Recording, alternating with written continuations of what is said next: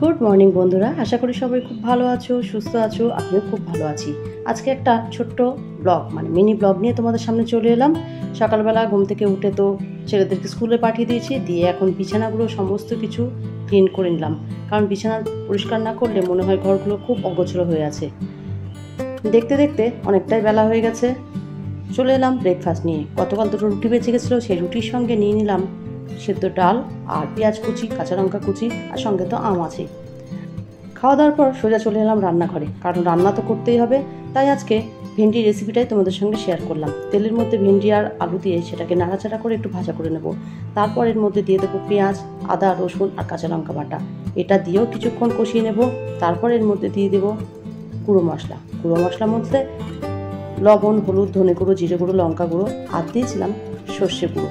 একসঙ্গে মিশিয়ে নিয়ে জলের মধ্যে দিয়ে এটা দিয়ে দিলাম, দিয়ে নাড়াচাড়া করে কিছুক্ষণ কষিয়ে নেব। তারপর পরিমাণ মতন জল দিয়ে ঢাকা চাপা দেবো। হয়ে যাবে আমার এই ভেন্ডির রেসিপি। তোমাদের কেমন লাগলো আমাকে অবশ্যই কমেন্ট করে জানিও, আর ভিডিওটা ভালো লাগলে অবশ্যই একটা লাইক করে দিও, সাবস্ক্রাইব করে পাশে থেকো। সবাই খুব ভালো থেকো, সুস্থ থেকো। দেখা হবে অন্য কোনো ভিডিও নিয়ে। টাটা।